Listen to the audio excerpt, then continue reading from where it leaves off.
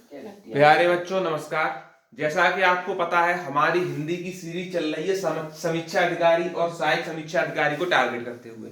उसमें हम पढ़ रहे हैं पहला टॉपिक विशेषण और विशेष, जिसमें हमने सार्वनामिक विशेषण की परिभाषा और उदाहरण को दे दिया था। आज हम उसके प्रकारों की बात करते हैं। सार्वनामिक विशेषण दो प्रकार के होते हैं, मौलिक सार्वनामिक और यौगिक सार्वनामिक।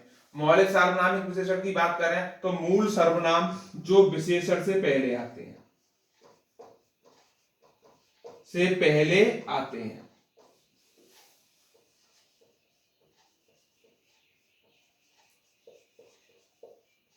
मौलिक सार्वनामिक कहलाते हैं। जैसे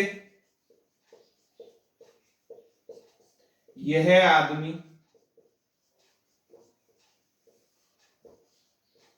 वह बालक।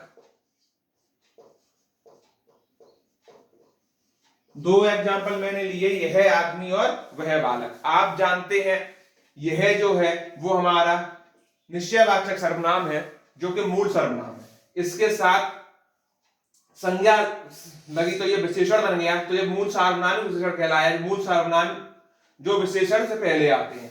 तो अब बात करते हैं दूसरे पार्ट की, यौगिक सार्वनामिक।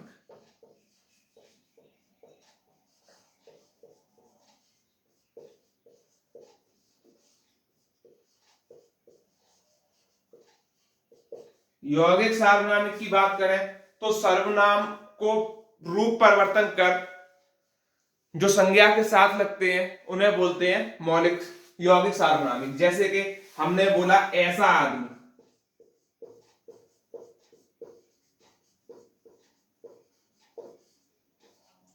वैसा बालक। आप लोग जानते हैं ऐसा और वैसा हमारे सर्वनाम नहीं है, बल्कि सर्वनाम का रूप परिवर्तन हमने किया है। इस तरीके से हमारा सार्वनामिक विशेषण जो है वो हो जाता है कंप्लीट। अब हम चलते हैं प्रविशेषण के बारे में। पहले समझते हैं प्रविशेषण होता क्या है। प्रविशेषण वह होता है जो विशेषण की भी विशेषता बता दे, उसको हम बोलते हैं प्रविशेषण। ठीक, तो परिभाषा लिखेंगे इसकी, जो विशेषण की विशेषता बता दे, विशेषण की विशेषता बताता है,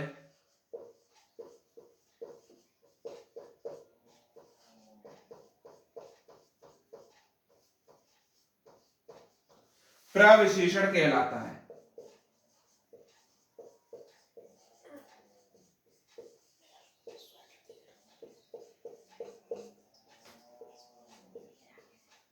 जैसे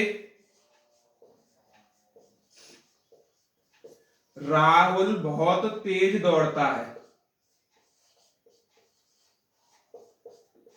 तेज दौड़ता है।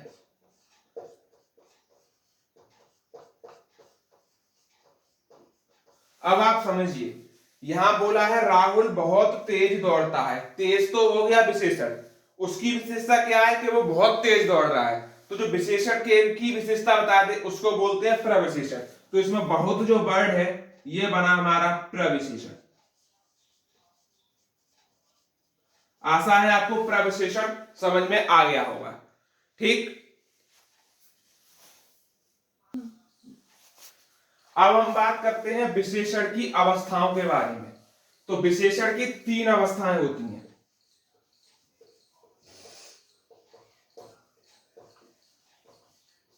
तीन अवस्थाएं होती हैं।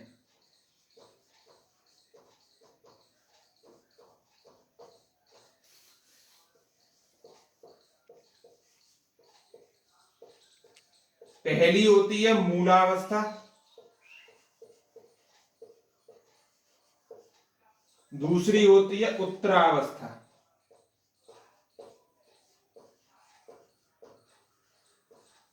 और तीसरी होती है उत्तमावस्था।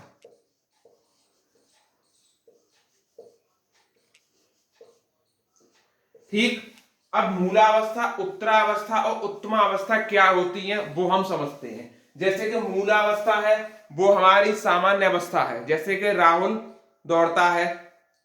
ठीक, अब हम बात करें उत्तरावस्था क्या होती है। उत्तरावस्था वो अवस्था है जिसमें दो व्यक्तियों के बीच तुलना की जाती है। जैसे राहुल मोहन से तेज दौड़ता है तो वो हो जाएगी उत्तरावस्था।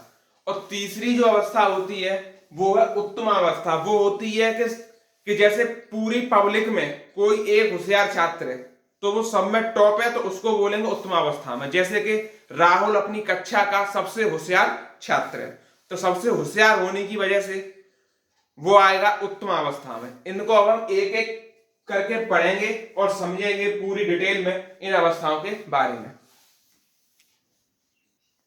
अब हम समझते हैं मूलावस्था क्या होती है। परिभाषा समझते हैं पहले। इसमें अन्य किसी विशेषण से तुल्यत ना होकर सीधे व्यक्त किया जाता है। इसका मतलब हम किसी विशेषण से इसकी तुलना नहीं करते, हम सीधा सीधा इसको व्यक्त कर देते हैं। अर्थात कहने का मतलब है किसी विशेषण के गुण दोष की तुलना दूसरी वस्तु से नहीं की जाती है। ठीक, जैसे उदाहरण ले लेते हैं, राम चालाक है।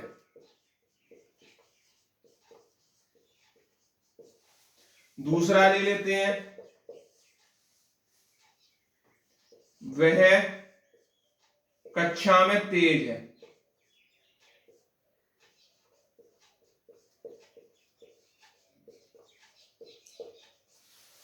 ठीक, तो हमने क्या देखा कि यह राम चालाक है, हमने सीधा सीधा उसको व्यक्त कर दिया। वह कक्षा में तेज है, हमें नहीं मालूम वो कक्षा में सबसे तेज है कि नहीं है, ठीक है, लेकिन वो तेज है। तो इसलिए हमने ये सिंपल जो अवस्था में जो मूलावस्था होती है इसमें हम किसी से तुलना नहीं करते हैं। तो आज हमने मूलावस्था तक अपना टॉपिक पूरा कंप्लीट कर लिया है। कल विशेषण विशेष क्या आखिरी टॉपिक होने वाला है जिसमें हम उत्तरावस्था और उत्तमावस्था को समझेंगे और तीनों के कंबाइन करके